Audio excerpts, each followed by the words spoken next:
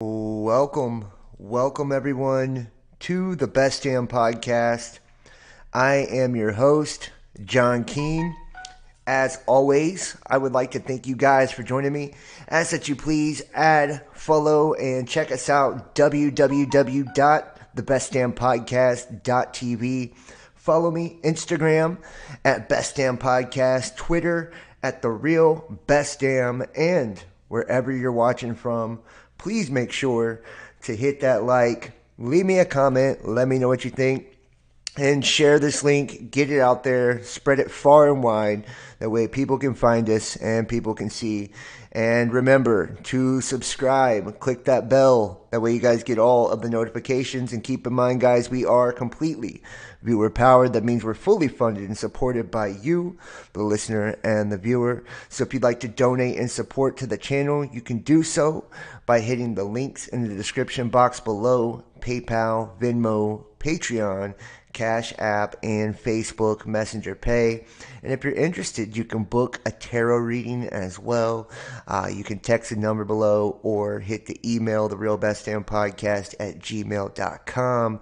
Join us over on Patreon, YouTube channel memberships, get access to our private content and our Dropbox with all of our uncensored shows, over 100 videos with hours and hours of just awesome entertainment for you. I appreciate all of you guys for joining me. I had to do a video today, and if you haven't followed me over on TikTok, check me out on TikTok too. I've been posting my tarot videos over on TikTok as well, daily love readings and stuff like that. So that's just kind of another little side reel. If you guys are interested, check that out. But you know, this came up, and this was something that I had to cover because, well, when my own mother is coming to me about things, it's like, okay, well, you know, I guess I'll talk about it, you know, which my family are definitely pro-Trumpers. But we know that Trump and the FBI raid, we're going to talk about that tonight. But we're also going to talk about that, you know, the semiconductor bill being put into law through Biden, that there has been some things taking place with China and Russia, and if you look at the climate and some of the near-Earth objects, there's a lot of things going on right now, so it kind of makes you wonder, you know, are we even seeing all of this simply for the reason of distraction, right? Like, we know that Trump is the biggest headline grabber there probably ever was as far as political power goes. I mean, honestly, you know, when you really think about it, people they're fucking diehard for the dude. I mean, he's been out of office for a couple of years, and, you know, we just see some of the, you know, the ridiculous shit that's happening with the Mar-a-Lago raid and all of that, and they're, you know, the whole toilet gate and everything that they're trying to push with this right now.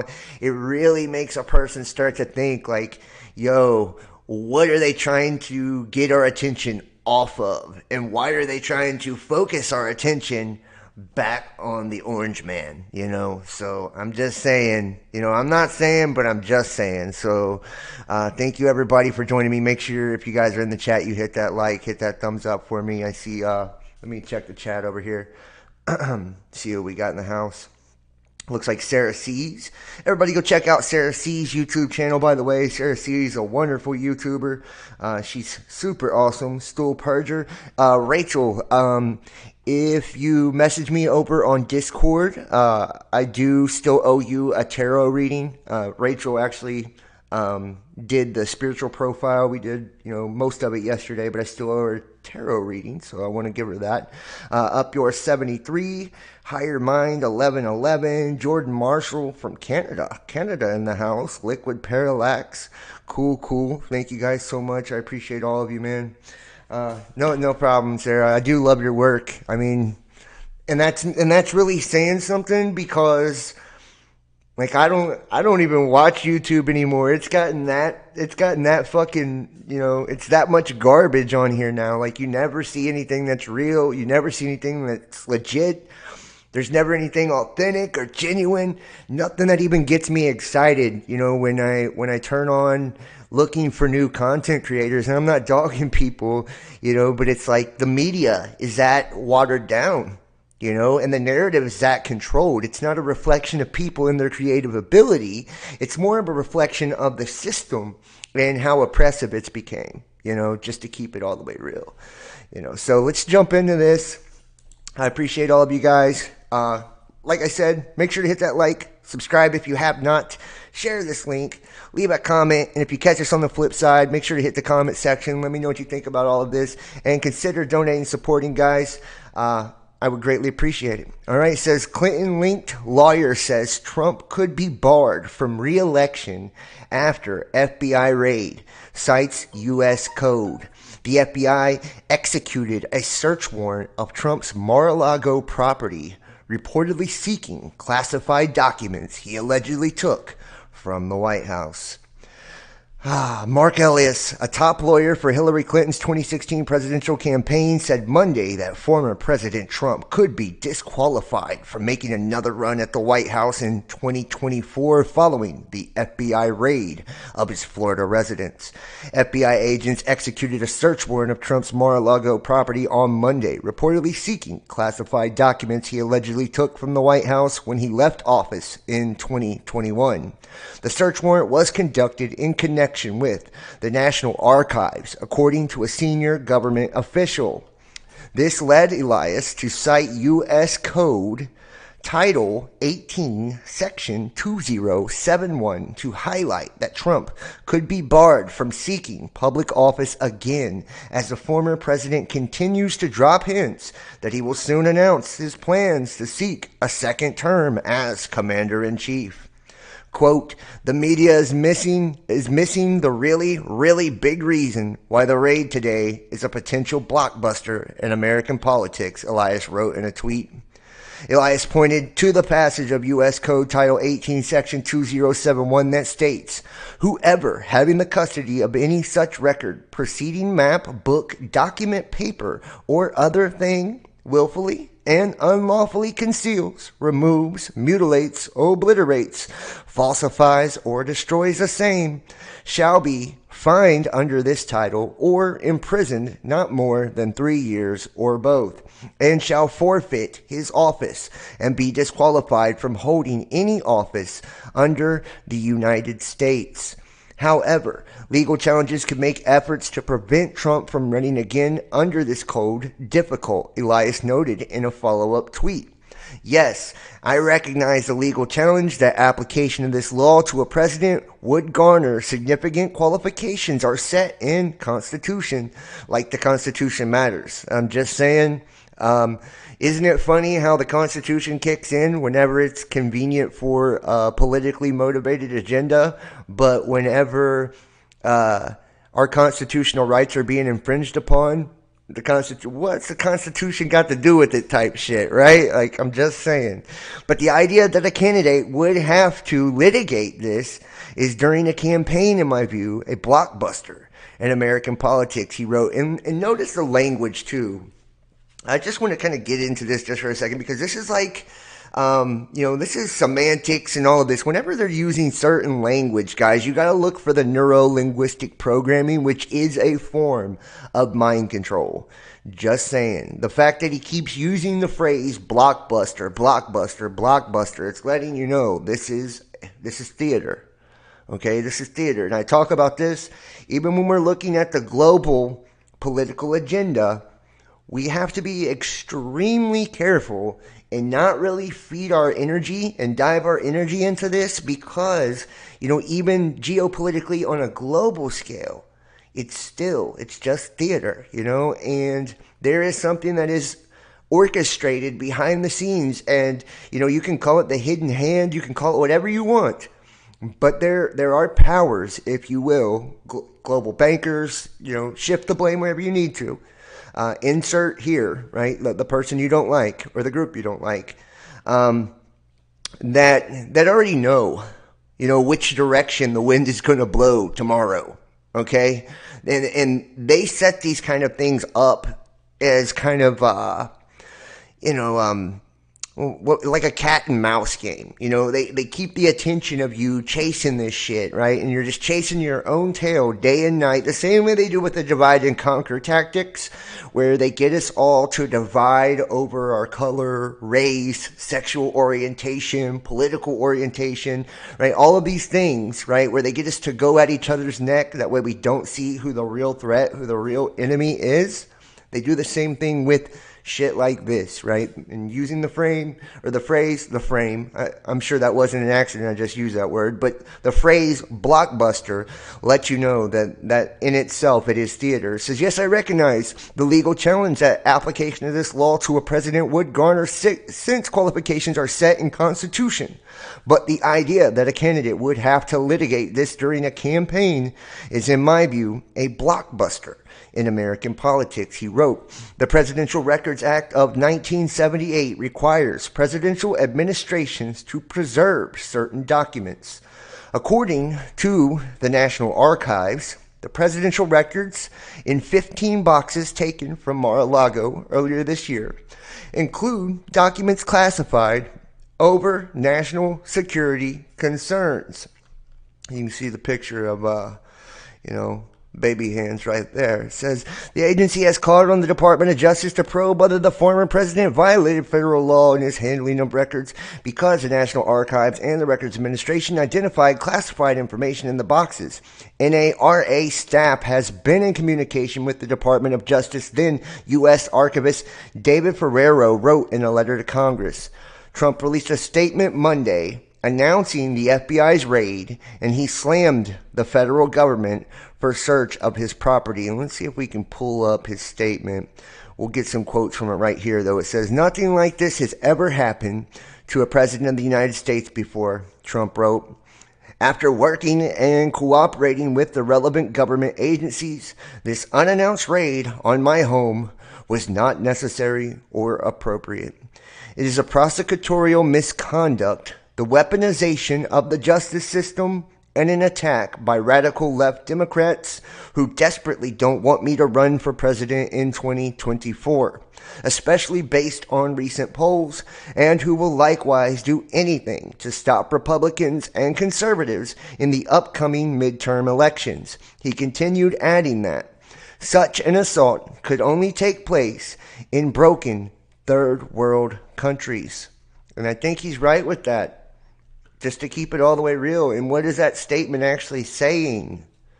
And see, and that's where people, when you don't, people talk mad shit about me. They're like, oh, you're always looking for something, John. You're a conspiracy theorist, right? You're always looking for something. It's like, well, if you don't read between the lines, you will fucking miss it, man.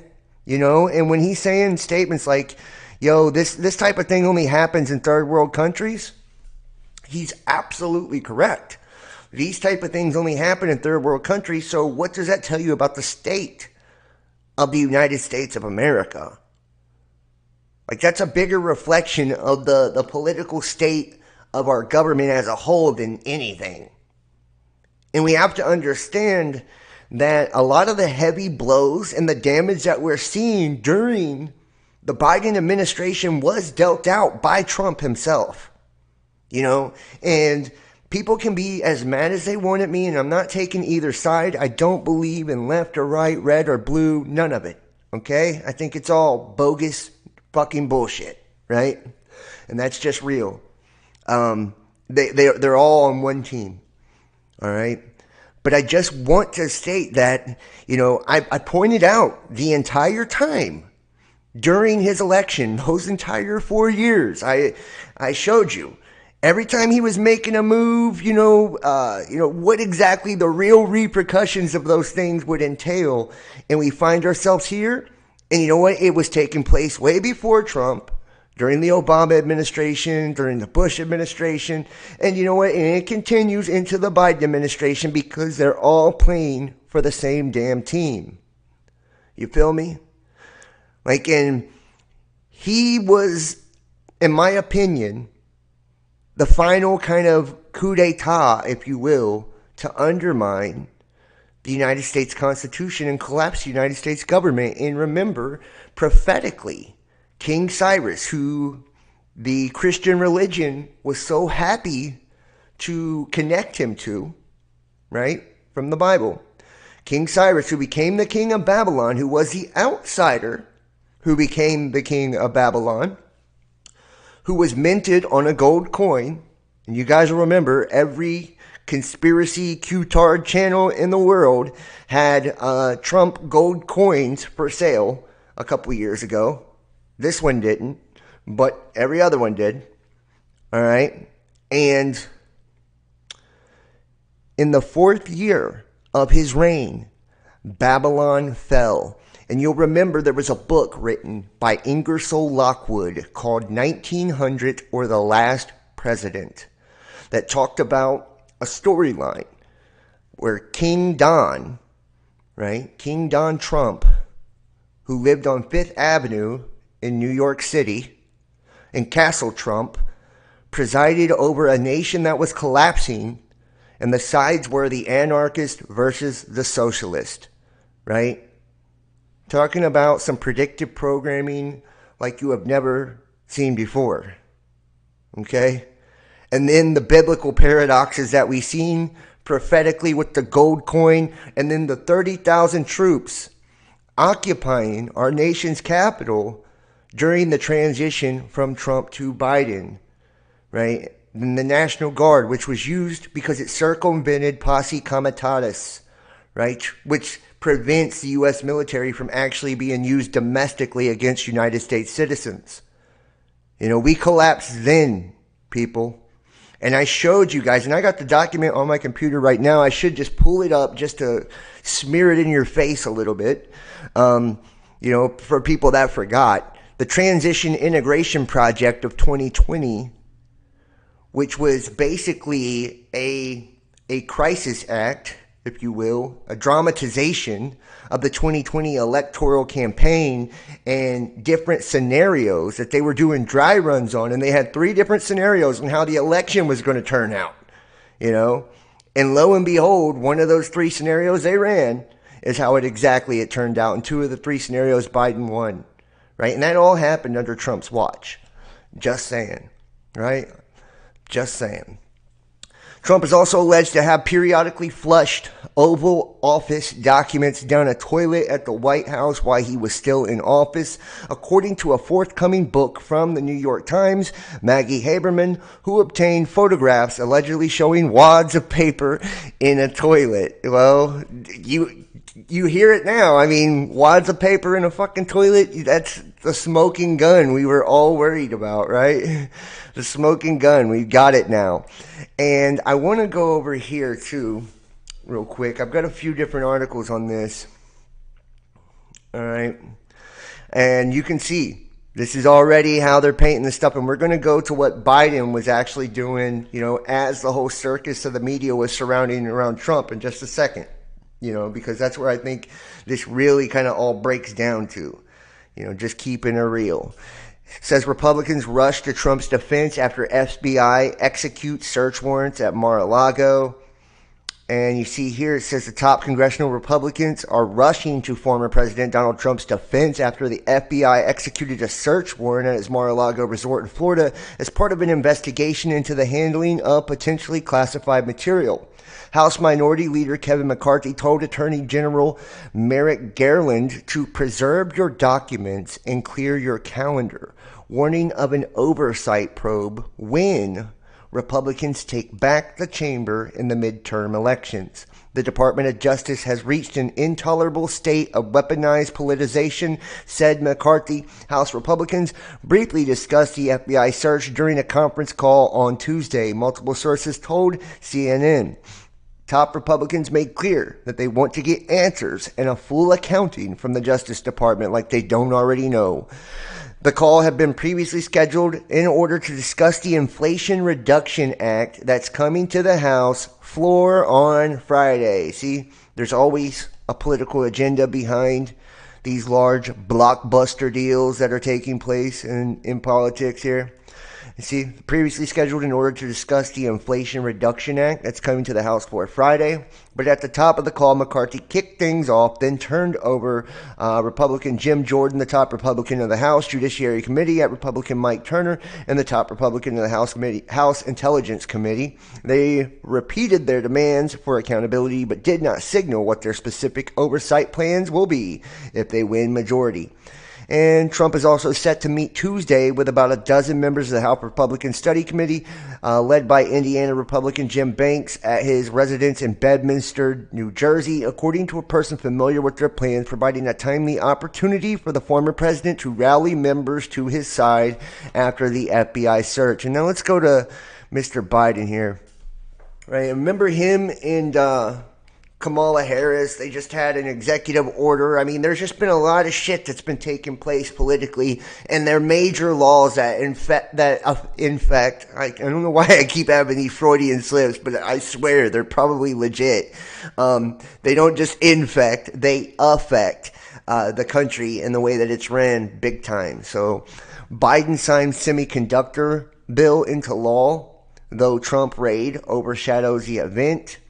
President Biden on Tuesday heralded legislation that will pump more than $50 billion into research and manufacturing of semiconductor chips, which power everything from medical devices and cars to computers and weapon systems, as a once-in-a-generation investment in America itself.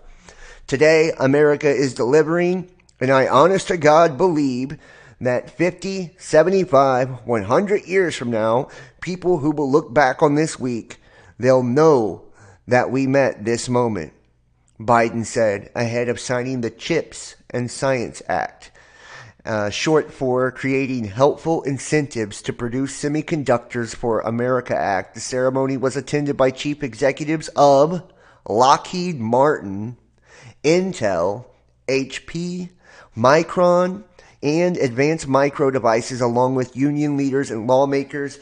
And, I just want to say that the executive order that him and Kamala Harris put into play, and all of this goes into the whole Build Back Better agenda. And if you remember any of the videos that we've done over the last couple of years, that is the 666 Green Deal, right? And we've talked about the occult and esoteric meanings of the green and the Build Back Better and 666. We're not going to get into all of that tonight.